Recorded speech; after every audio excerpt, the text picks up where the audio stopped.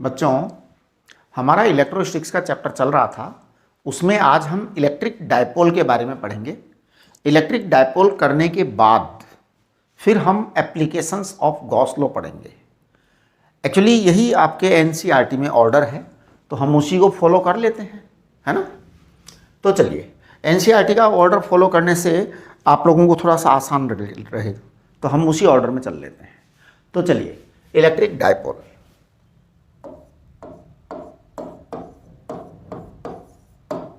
देखिए, सबसे पहले मैं इलेक्ट्रिक डायपोल होता क्या है ये बताता हूं आपको। तो आप लोग नोट करेंगे, एक एक शब्द आप लोग जो है ना नोट्स में डाल लिया करो अपना। एक भी वर्ड छोड़ा तो समझ लेना वही समस्या हो जाएगी आपके लिए। Electric dipole, two equal and equal opposite, two equal opposite and small charges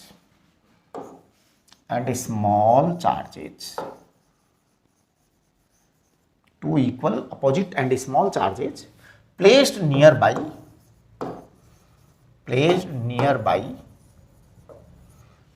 at a very small distance,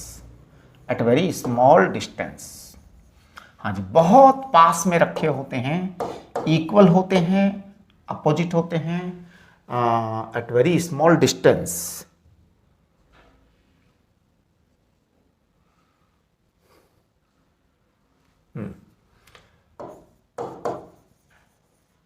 तो two equal opposite and small charges placed nearby at very small distance is called as dipole, is called as electric dipole.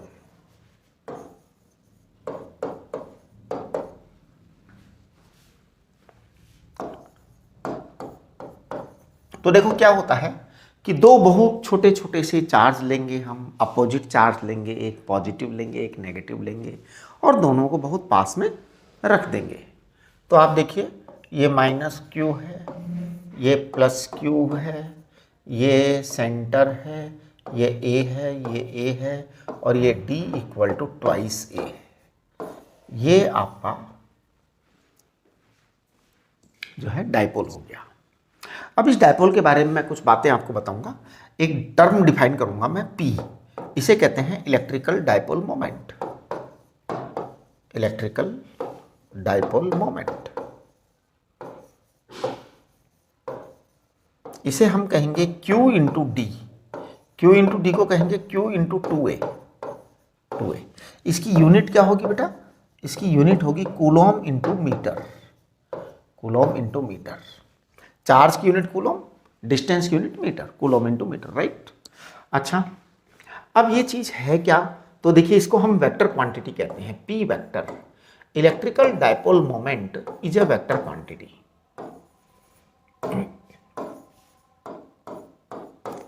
Electrical dipole moment is a vector quantity.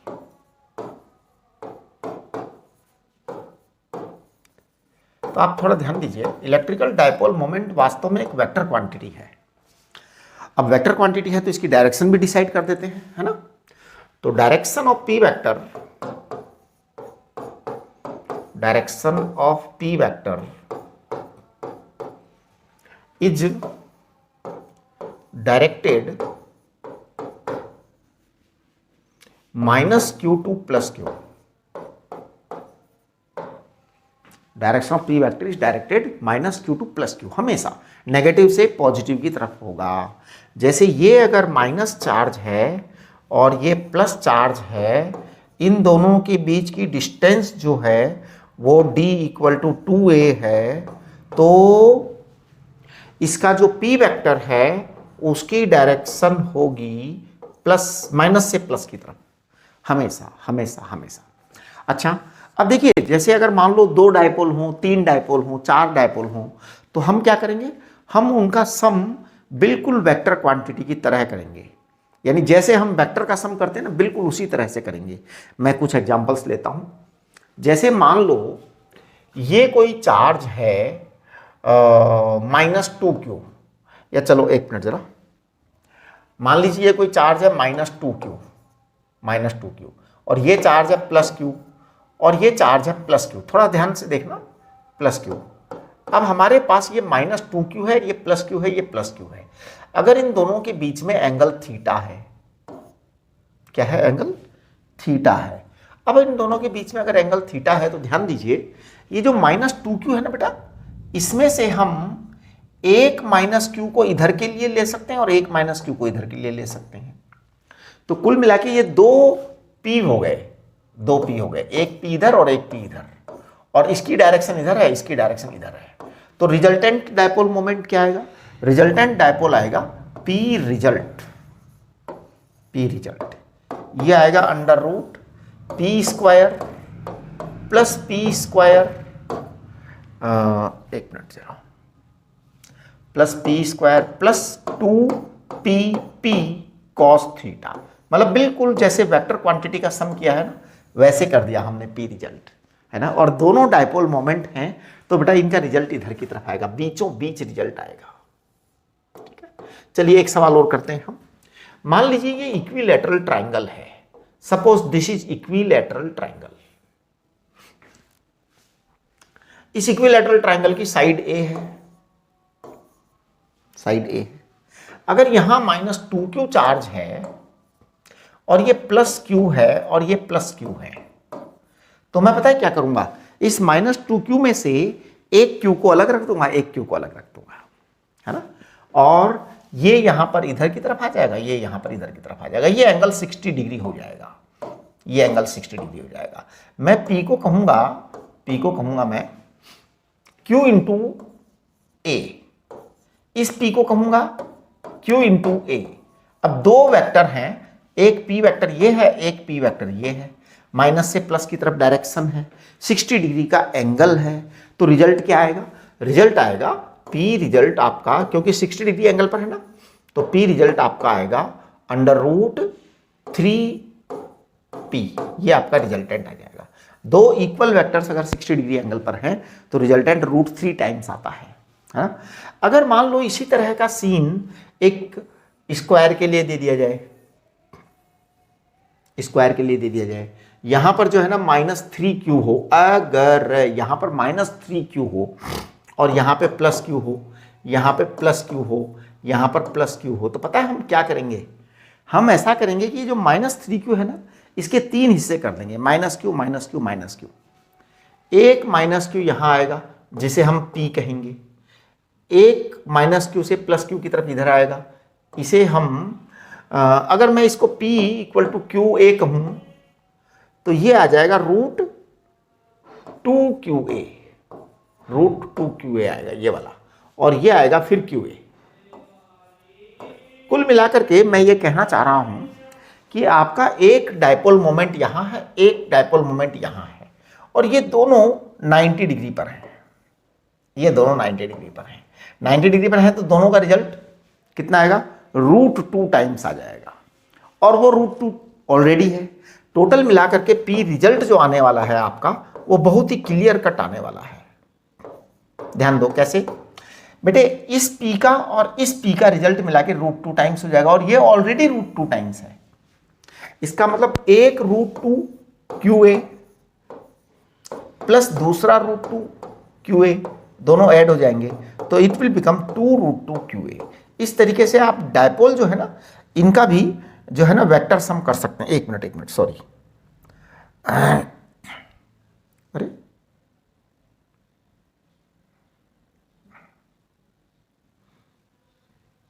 एक minute, ये dipole है ना, इसको ए लिखो, इसको ए लिखो, ये आपका p रिजल्टेंट आ गया। तो आप डायपोल के भी सारे वेक्टर सम बिल्कुल वैसे ही कर सकते हैं जैसे आप जनरल क्वांटिटीज के करते हैं, करेक्ट। चलिए ये आपके डायपोल की बात हो गई। अब हम बात करेंगे electric field intensity due to dipole. तो देखिए नेक्स्ट अपना टॉपिक है electric field intensity due to dipole. Electrical field intensity due to dipole. मैं इसकी बात 3 स्टेप में करूंगा ड्यू टू डायपोल। देखिए क्या क्या बातें करूंगा मैं आपको, मैं पहले बता देता हूं बेटे। ये -q है ना, और ये +q है डायपोल, तो माइनस क्यू को प्लस क्यू से मिलाने वाली जो लाइन होती है, it is called as axis of the dipole, है ना। तो लाइन जॉइनिंग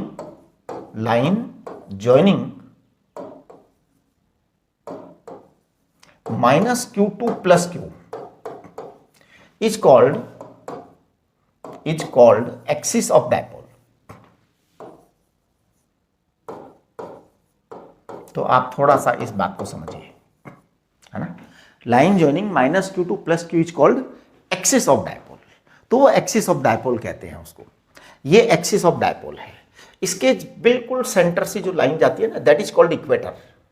तो line perpendicular and dividing in two equal parts, है ना। Line perpendicular and passing through centre, ऐसे लिखो। Line perpendicular and passing through centre is called as equator. Passing through centre is called equator.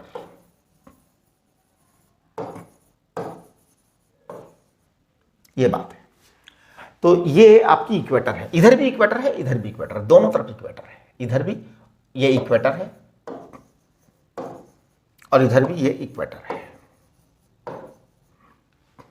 Correct. Line joining minus Q to plus Q is called axis of dipole. Line perpendicular and passing through centre is called equator. ठीक है। अच्छा, ये axis है बेटा, minus q से plus Q. अच्छा, axis की कोई लिमिट नहीं होती। एक्सिस बहुत लंबी होती है, स्टार्ट इनफाइनाइट से होती है, एंड भी इनफाइनाइट पर होती है। यानी कि ये सारी एक्सिस है, ये वाली लाइन पूरी एक्सिस है, पूरी एक्सिस है, वहां तक एक्सिस है। अब हमें इलेक्ट्रिक फील्ड इंटेंसिटी 3 जगह पता करनी है। कितनी जगह पता करनी है? 3 जगह। तो 3 अलग अलग पॉइंट्स पर इलेक्ट्रिक फील्ड इंटेंसिटी की बातें मैं करूंगा। तो देखो, सबसे पहले मैं आपको 3 पॉइंट्स बता देता हूं कहां कहां पर मैं इलेक्ट्रिक फील्ड इंटेंसिटी की बात करूंगा। मान लो मेरा ये माइनस क्यू चार्ज है और ये प्लस क्यू चार्ज है। इसका सेंटर यहां है, इसकी ये डिस्टेंस ए है। करेक्ट। मैं एक्सिस पर एक पॉइंट लेता हूं, तो this is axis of the dipole. मान लीजिए ये पॉइंट P है और इस पॉइंट P की सेंटर से डिस्टेंस x है। सेंटर से डिस्टेंस क्या है? x है। इस पॉइंट को हम कहते हैं एक्सियल पॉइंट। क्या नाम है इसका? Point on the axis is called as axial point. Axial point. दूसरा पॉइंट लूंगा मैं इक्वेटर पर, कि इक्वेटर मान लो ये है, ये y डिस्टेंस पर है। ये इस पॉइंट का नाम मान लो r है, या इस पॉइंट का नाम t मान लो, राइट। तो इसे कहेंगे इक्वेटोरियल पॉइंट। इसका नाम क्या है? Equatorial point.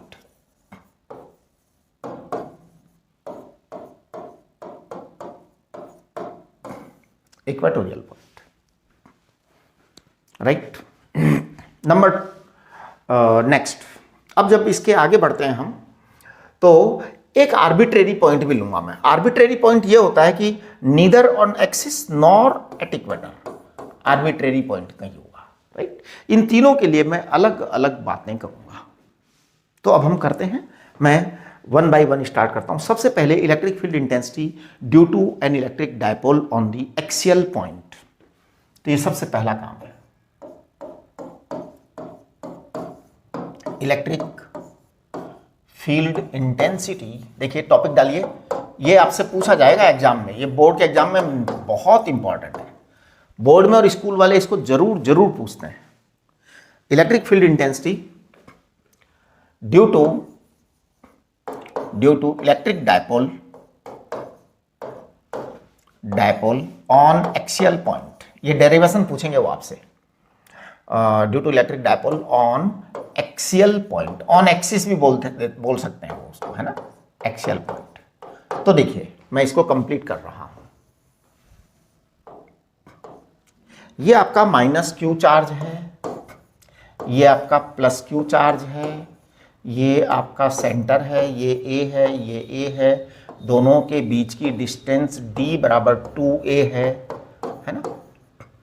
ये आपका यहां से x पॉइंट है, x डिस्टेंस पर पॉइंट है। हमें यहां इस पॉइंट पर एक्सियल पॉइंट है, इस पॉइंट पर इलेक्ट्रिक फील्ड इंटेंसिटी निकालनी है। तो मैं निकाल रहा हूं बेटे। इस पॉइंट पर इलेक्ट्रिक फील्ड इंटेंसिटी निकालने के लिए मैं यहाँ पर +1 कूलम चार्ज रख दूंगा और फिर कैलकुलेशन करूंगा। किसी भी पॉइंट पर इलेक्ट्रिक फील्ड इंटेंसिटी निकालने के लिए हम वहाँ +1 कूलम चार्ज रख देते हैं और फिर उस पर फोर्स की कैलकुलेशन करते हैं। तो देखिए, ये जो +q चार्ज है, मैं कहूँगा कि इस +q से इसकी डिस्टेंस है x माइनस ए, और -q से इसकी डिस्टेंस है x प्लस ए। ये बड़ी इंपॉर्टेंट बात है, करेक्ट। तो देखो, डिस्टेंस फ्रॉम +q है ना, तो इफ आप यहां लिख लीजिए, if x is distance of the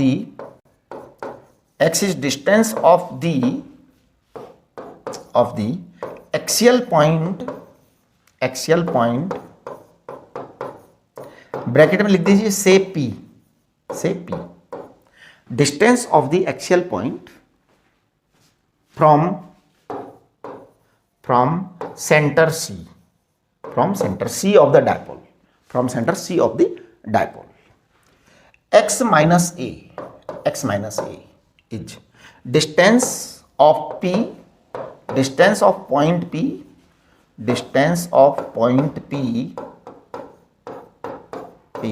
from +q charge, ये आपको है ना, और x plus a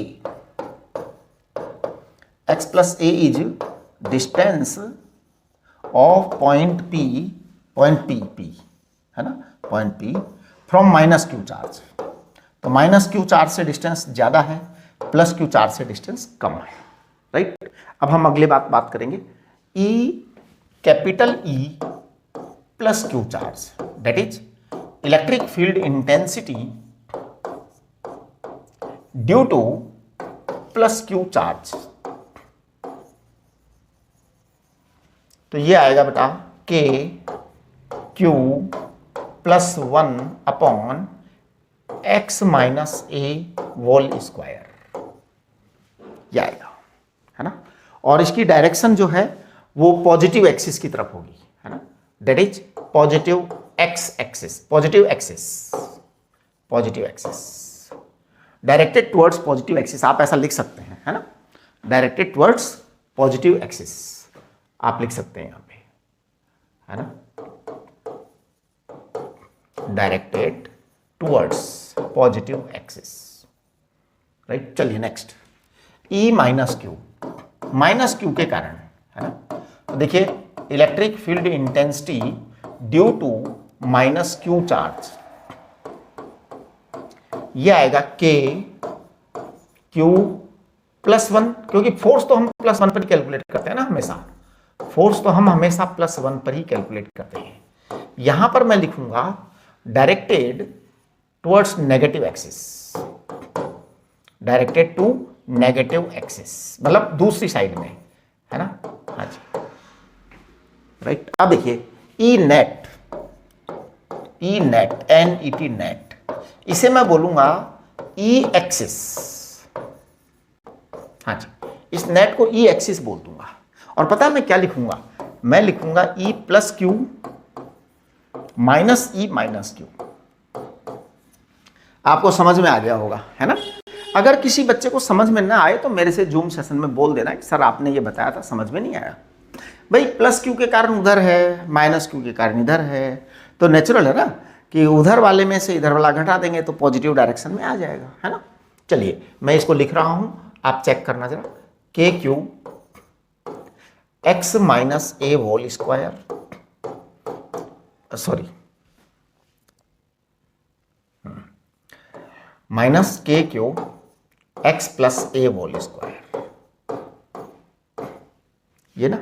अब देखो कैलकुलेशन करेंगे हम, केवल KQ आप कॉमन ले लीजिए, और यहां पर जो है ना ये x minus a whole square और x plus a whole square, ये एलसीएम ले लीजिए, और उसके बाद आप इनको पूरे को सॉल्व करिए। पूरे को सॉल्व करेंगे तो यहां पर आएगा 4ax, ये मैंने यहां डायरेक्ट लिख दिया 4ax आएगा, है ना। ये मेरी बात है, मैं कह रहा हूं 4ax आएगा, आप लोग चेक कर लीजिएगा अपनी कैलकुलेशन से कि आएगा कि नहीं आएगा, है ना। एक्चुअल में आप समझ गए होंगे कि ये आएगा 4ax।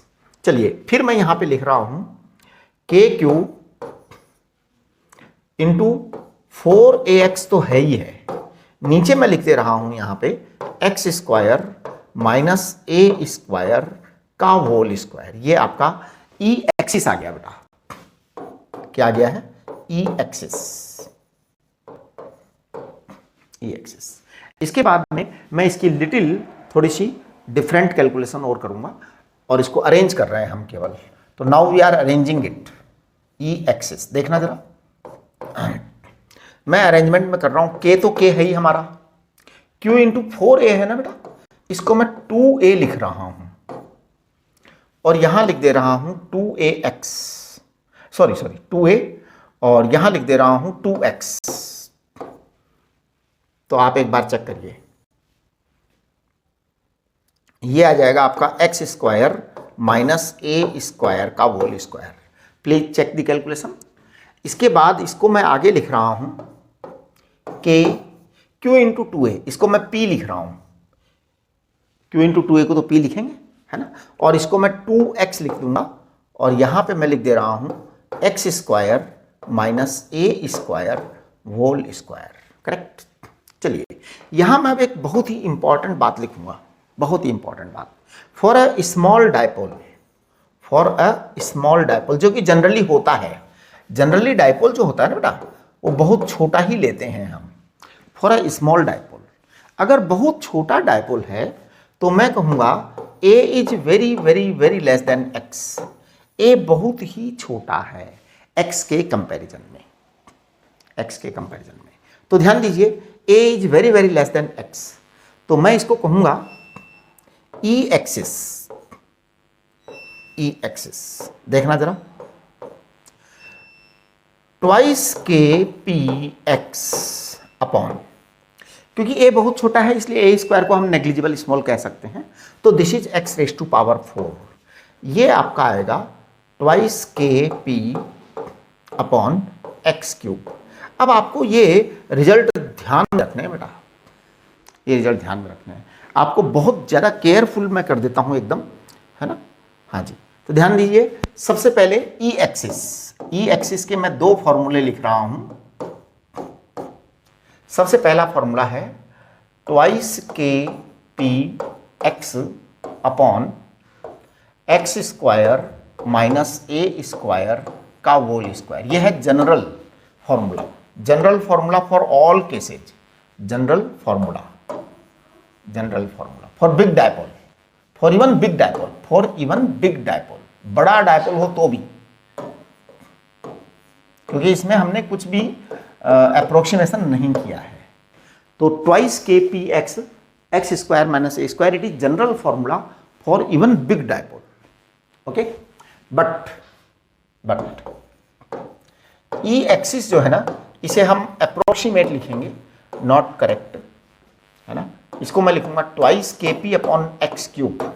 This is for small dipole,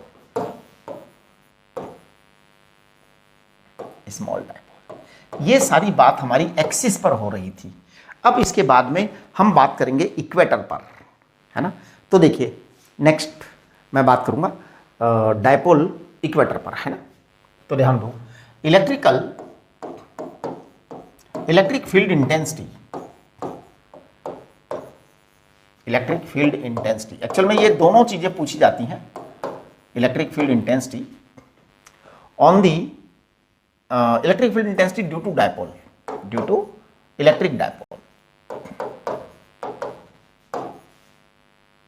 on equator, on equatorial point, equatorial point. अब देखिए आप इक्वेटोरियल पॉइंट पर जब बात करेंगे ना, तो आप थोड़ा सा यहां आपको समझना है। तो मैं यहां ले रहा हूं माइनस क्यू चार्ज, मैं यहां ले रहा हूं प्लस क्यू चार्ज, मैंने यहां लिया है सेंटर, इसका डिस्टेंस a लिया है, d बराबर 2a, d बराबर 2a, ये मेरा डिस्टेंस है। अब मैं इसको यहां से y डिस्टेंस ले रहा हूं, y डिस्टेंस ले रहा हूं। अब देखिए y डिस्टेंस लेने के बाद अब मुझे कैलकुलेशन करनी है। एक मिनट, थोड़ा छोटा डिस्टेंस ले लेंगे, y बहुत बड़ा हो गया y, ज़रा दूर लेने की जरूरत नहीं, यहीं ले लेते हैं, हाँ बस कब सफिशियंट है।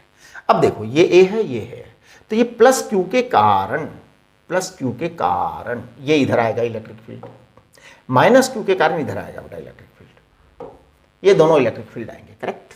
अच्छा, इस इलेक्ट्रिक फील्ड की वैल्यू आएगी ए क्यू अपॉन, ये वाई डिस्टेंस है ना, ये वाई डिस्टेंस है, थोड़ा सा आप समझिए, ये आपका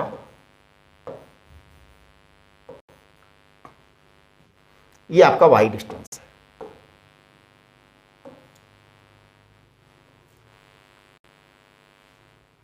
ये आपका under root Y square plus A square, ये आपका under root Y square plus A square, correct. अब आप देखिए ये है आपका A square plus Y square, ये है आपका ई बराबर K Q A square plus Y square, correct. ये दोनों इलेक्ट्रिक फील्ड इंटेंसिटी आ गए आपके, करेक्ट। अगर मैं इस एंगल को थीटा कहता हूं, अगर मैं इस एंगल को थीटा कहता हूं, तो इस ई के दो कंपोनेंट कर सकता हूं।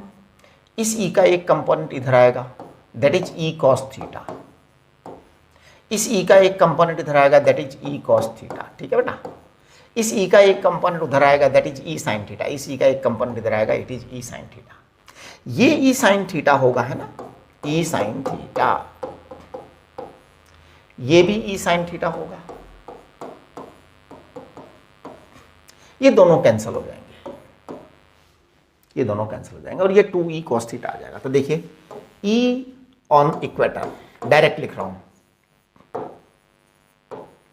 It is equal to twice E cos theta, cos theta. यहां पर ध्यान दीजिए आप, बहुत ही इंपॉर्टेंट बात हो रही है ना, ये मैं आपको दोबारा भी समझा दूंगा। तो ये ट्वाइस E cos थीटा है। अब मैं कहूंगा कि it is directed opposite to the axis, ध्यान दो, इट इज डायरेक्टेड, थोड़ा सा ध्यान को समझिए इसको, it is directed opposite to the axis, opposite to the axis. आप देखो द एक्सिस, हाँ जी, एक्सिस के अपोजिट है, एक्सिस के अपोजिट है। ये एक्सिस की डायरेक्शन थी माइनस क्यू से प्लस क्यू की तरफ, इसकी डायरेक्शन इधर है। तो आप कहेंगे कि E equator, vector E equator, it is equal to twice, E को कहेंगे क्या, के क्यू अपॉन ए square plus Y square, right. Cos theta को क्या बोलेंगे, कॉस थीटा को बोलेंगे A upon under root A square plus Y square, ये cos theta को बोलेंगे, A upon under root this, correct.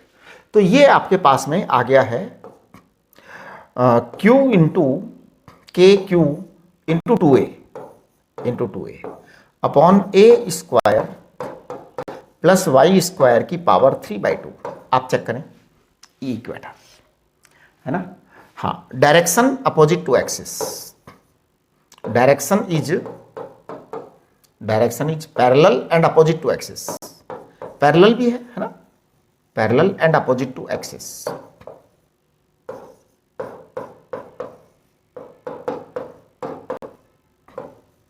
इसका मतलब ये हुआ, इसको मैं रिजल्ट को समराइज कर देता हूं, है ना, हाँ, for any dipole, for any electric dipole,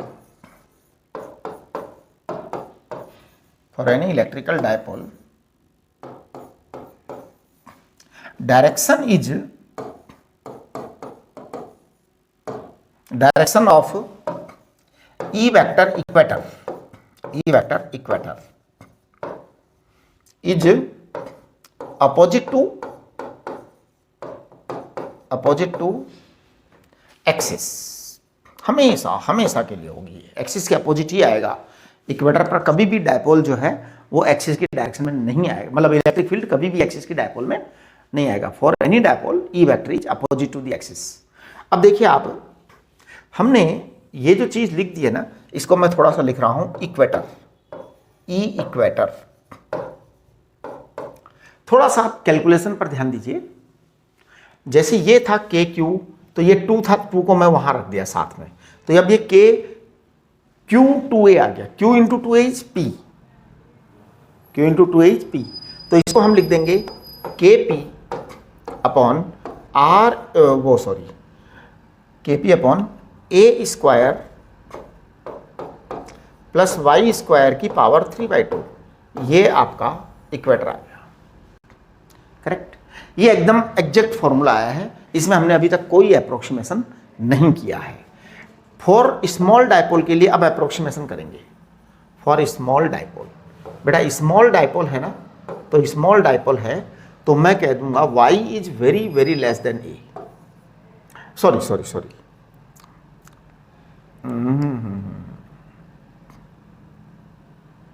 y is greater than A, है ना। ए छोटा होगा ना बेटा, ए छोटा होगा, डायपोल की लेंथ छोटी होगी, डायपोल की लेंथ बहुत स्मॉल होगी, तो क्या होगा, तो देखिए ई इक्वेटर क्या होगा, then E equator will be approximately equal to kp upon y cube, kp upon y cube। Correct. ये आपका रिजल्ट आ गया। अब अपन एक शॉर्ट डायपोल के लिए एक रेशियो निकाल के रख देता हूं मैं, तो देखिए hence for a short dipole, छोटा डायपोल है, E axis upon E equator, दोनों का रेशियो लिख रहा हूं मैं, E axis upon E equator. ये रेशियो मैं लिख रहा हूं y cube upon x cube.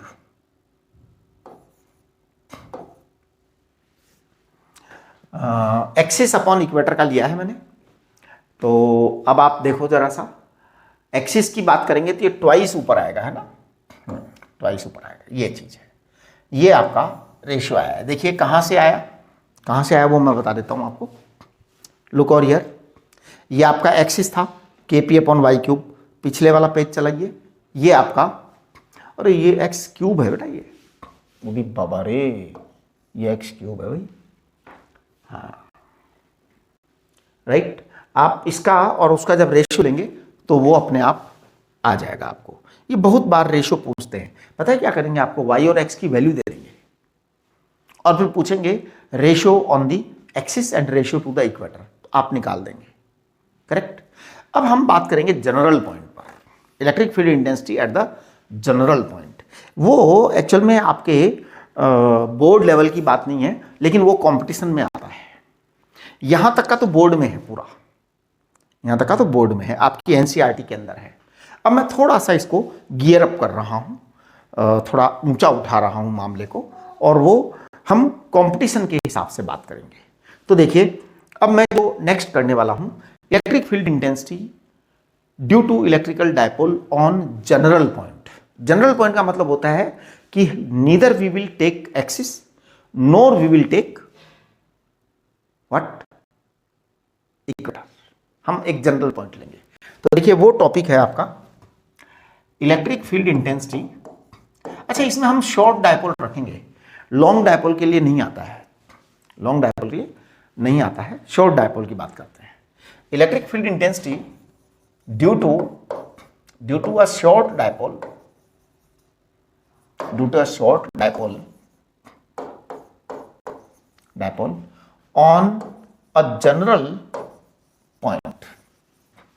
on a general point, ये बड़ी ही इंपॉर्टेंट बात है। तो electric field intensity due to a short dipole on a general point, देखिए क्या, minus q and it is plus q. ये बेटा सेंटर है, ये ए है, ये ए है, और ये 2a है, ये 2a है। अब आप देखिए कि हम पॉइंट ले रहे हैं यहां पर, ये एनी पॉइंट है P, और इसका यहां से एंगल ले रहा हूं मैं थीटा, यहां से एंगल ले रहा हूं मैं थीटा, और यहां से डिस्टेंस ले रहा हूं r। ये बात है, ये बात है। अब देखिए इसको मैं कैसे इसको डिस्कस करता हूं। मैं इसको एक्चुअल में जो है ना r, हम इसको दो तरह से डिस्कस करना चाहेंगे। चलो एक ही तरह से कर लेते हैं, क्या करना है दो तरह से, ये बोर्ड के पर्पज का तो है नहीं, है ना, आएगा तो कंपटीशन में ही आएगा तो कोई दिक्कत नहीं है। आप देखो इसे कहते हैं p वेक्टर, इसे कहते हैं p वेक्टर। तो p वेक्टर क्या है? p वेक्टर है q into 2a, q into 2a directed along the axis. p vector क्या है? q into 2a directed on axis, directed along axis. तो इसमें तो ये वेक्टर क्वांटिटी बेटा, मैं ऐसा कर रहा हूं आज इसको सॉल्व करने के लिए, ये जो वेक्टर है इसके दो कंपोनेंट कर दे रहा हूं। एक कंपोनेंट में कर दे रहा हूं, p वेक्टर इधर है बेटा, this is the direction of p vector, है ना। इस p वेक्टर के दो कंपोनेंट कर रहा हूं, एक कंपोनेंट इधर कर दे रहा हूं, p वेक्टर है, p वेक्टर का एक कंपोनेंट इधर कर दे रहा हूं, that is p cos theta. एक मिनट जरा, इस कंपोनेंट को मैं लिख दूंगा यहां पर, साइड में निकाल कर रख देता हूं, ये p cos थीटा है, राइट। एक दूसरा कंपोनेंट मैं इधर कर देता हूं, क्योंकि ये इधर किया है तो एक कंपोनेंट आपका इधर आएगा, ये लो, इसे कह देंगे p sin थीटा। तो हमारे पास दो वेक्टर, दो कंपोनेंट हो गए, दो कंपोनेंट हो गए। अब पता है मैं क्या बोलूंगा?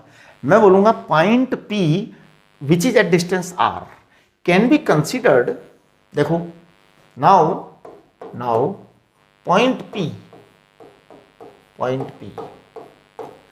Can be considered, point P can be considered equatorial point, point P can be considered as axial point,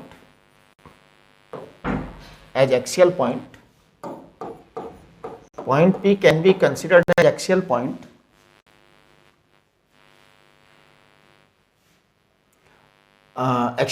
for P cos theta, है ना। हाँ, थोड़ा सा ध्यान दीजिए आप, p cos theta, and it can be considered as equatorial point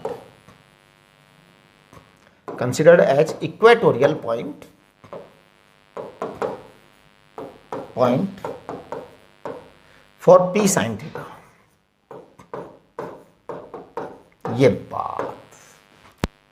ये बड़ी इंपॉर्टेंट बात है। देखिए मैं इसी चीज को एक बार दोबारा से करके बताता हूं, जिससे आपको ये चीजें क्लियर हो जाए एकदम। क्या हुआ कि ये p जो था ना, इसका एक कंपोनेंट इधर किया, तो ये p cos थीटा है। अब ये पॉइंट p जो है p cos थीटा की एक्सिस पर है, लेकिन इसका जो p sin थीटा कंपोनेंट है वो p sin थीटा का इक्वेटर है पॉइंट p। तो हमने क्या कहा, now point p can be considered as axial point for p cos theta, और it can be considered as equatorial point for p cos theta. ये तो बात है, करेक्ट। अब मैं इस पे जो है ना दोनों के फॉर्मूले लिख देता हूं मैं, है ना। तो ध्यान दो, मैं लिख रहा हूं एट पॉइंट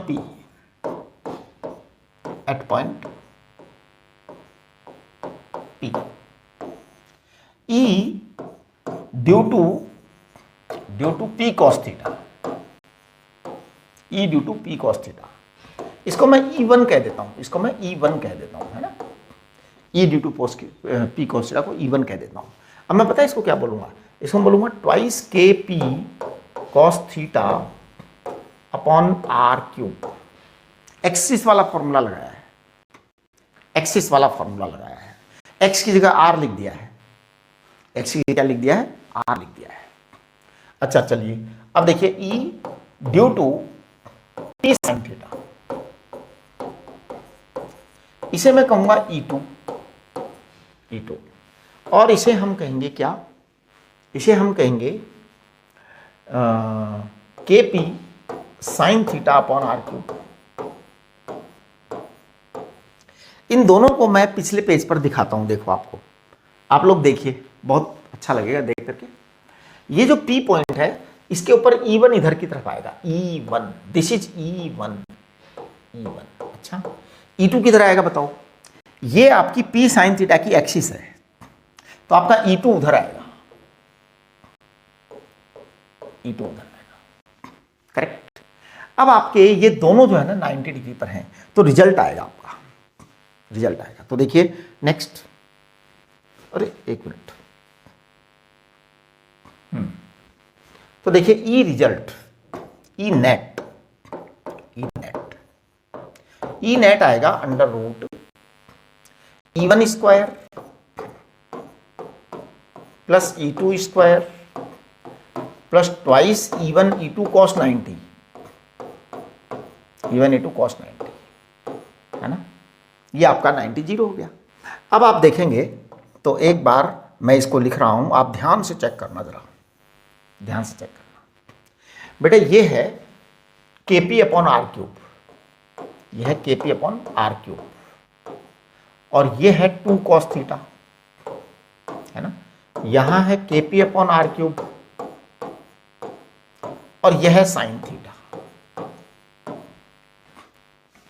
तो आप जरा ध्यान दीजिए, मैं यहां से जो है ना एक काम कर रहा हूं, मैं KP अपॉन आर क्यूब को मैं कॉमन ले लेता हूं, अरे सॉरी साइन थीटा, ये तो रहने दो, मैं यहां से इसको मिटा रहा हूं, है ना, ध्यान दो। ये जो है ना, इसमें से मैं KP अपॉन आर क्यूब को कॉमन ले लेता हूं, तो KP अपॉन आर क्यूब को कॉमन ले लिया मैंने, करेक्ट, बाहर निकाल दिया ब्रैकेट के अंदर, इस अंडर रूट के अंदर से, नहीं तो एक अंडर रूट के अंदर बहुत बड़ी टर्म बन जाएगी ना, तो हमने क्या किया, इसको पहले ही बाहर निकाल दिया जिसे कम से कम लिखना पड़े। फिर ये 2 कॉस थीटा आ गया, इसका स्क्वायर कर दीजिए, प्लस साइन थीटा का स्क्वायर कर दीजिए, है ना, प्लस 0, 0 ये कॉस 90 के कारण, करेक्ट। अब आप देखेंगे तो ये आपके पास में आ जाएगा KP अपॉन आर क्यूब। अब कैलकुलेशन करनी है बेटा आपको, बहुत मन लगा करके देखिए,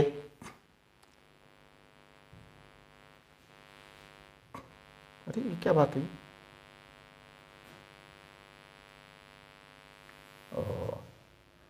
ध्यान दो, 2 कॉस थीटा का स्क्वायर करिए, 2 कॉस थीटा का स्क्वायर क्या करेंगे, 4 कॉस स्क्वायर थीटा आएगा, प्लस साइन स्क्वायर थीटा आएगा। अब जब आप ये करेंगे तो इसको आगे बढ़ाइए, तो देखो क्या होगा, ये आपका KP upon r cube under root 3 cos square theta plus cos square theta लिख रहा हूं, आप देखना, 3 cos square theta plus cos square theta plus sine square theta. ये बात, इसका लिखने का क्या फायदा हुआ, इसका लिखने का फायदा हुआ ये 1 बन गया, ये 1 बन गया। तो आप देखिए ई जो नेट आया है ना जनरल पॉइंट के लिए, ये बड़ा सिंपल आ गया, क्या, KP upon r cube under root 1 plus 3 cos square theta. ये आपका आंसर आ गया,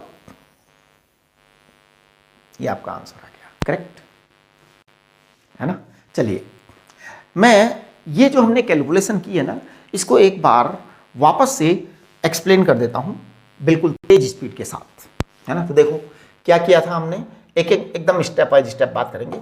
माइनस क्यू था, प्लस क्यू था, सेंटर था, सेंटर से एक पॉइंट था, आर्बिट्रेरी पॉइंट था, आर डिस्टेंस पर एंगल आपका थीटा था। ये आपका पी वेक्टर था इधर की तरफ। इस पी वेक्टर के 2 कंपोनेंट किए थे, एक कंपोनेंट आया P sine theta, oh sorry P cos theta, P cos theta है ना, एक कंपोनेंट पी कॉस थीटा आया, एक कंपोनेंट पी साइन थीटा आया, करेक्ट, 2 कंपोनेंट आए, करेक्ट। बेटा ये वाला जो पॉइंट है पी कॉस थीटा के लिए एक्सियल पॉइंट है, जबकि पी साइन थीटा के लिए इक्वेटोरियल पॉइंट होगा। तो पी कॉस थीटा के कारण E1 आया है और पी साइन थीटा के कारण E2 आया है, E2 आया है। ये आपके वेक्टर्स हैं, वेक्टर्स हैं। अच्छा चलिए यहां पर मैं एक लाइन लिख देता हूं और मैं देखता हूं, देखिए वो लाइन किस किस को समझ में आती है ना। ये चीज मेरे से आप जूम सेशन में डिस्कस करना, बहुत मजेदार बात लिखने जा रहा हूं मैं, है ना। मैं पता है E1 को क्या लिख रहा हूं, E1 vector, E1 vector, E1 vector को मैं लिखने जा रहा हूं twice KP cos theta upon R3, और यहां पर मैं कुछ लिखूंगा, आप देखना मैं क्या लिख रहा हूं। ये एक्सिस के पैरेलल है, ये एंगल थीटा है बेटा, है ना। तो इसको कहते हैं cos थीटा आई कैप, cos थीटा आई cap plus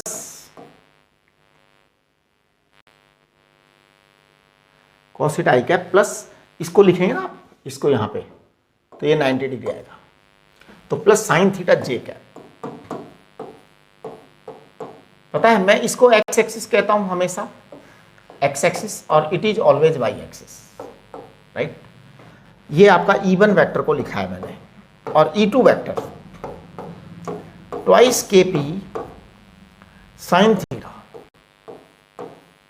upon R3, upon R3, है ना। इसके लिए मैं अब E2 की बात करूंगा, तो देखिए मैं क्या लिखने जा रहा हूं, मैं लिखने जा रहा हूं माइनस साइन थीटा आई cap plus cos theta j cap. ये मैंने केवल ऐसे लिख दिया है, लिख दिया है केवल, है ना, वेक्टर की सेंस के लिए, वेक्टर के नोशंस के लिए। अब मेरे सामने एक बात कहने की इच्छा हो रही है मेरे को, जो पुराने स्टूडेंट हैं जो कि मेरे पास पढ़े हैं, जिनको वेक्टर का बढ़िया वाला नॉलेज है, उनको इस बात में कोई परेशानी नहीं होनी चाहिए। लेकिन जो नए बच्चे हैं जो अभी जुड़े हैं, जिनको वेक्टर का नॉलेज नहीं है, उन बच्चों को घबराने की कोई ज़रूरत नहीं है, कोई आवश्यकता नहीं है घबराने की। I will explain this thing in today's zoom session, आज ही कर देंगे उसको क्लियर, कोई इश्यू नहीं है ना। तो आप ध्यान दीजिए, ये चीज़ आपका वेक्टोरिकली मैंने लिखा है, किस तरह से लिखा है, क्यों लिखा है, कैसे लिखा है, ये आप विचार करिए, ठीक है। मैं तो एक्सप्लेन करूंगा ही, मैं तो एक्सप्लेन करूंगा ही, जरा आप विचार करके देखिए। अगर आप इसको सोच पाए तो मुझे बहुत अच्छा लगेगा, है ना। चलिए, तो आज के लिए ये काफ़ी है, हमने इलेक्ट्रिक डायपोल के बारे में बात कर लिया। अभी हम इलेक्ट्रिक डायपोल के बारे में थोड़ी बातें और करेंगे, how electric dipole behaves in external electric field, that we will discuss later on, ठीक है।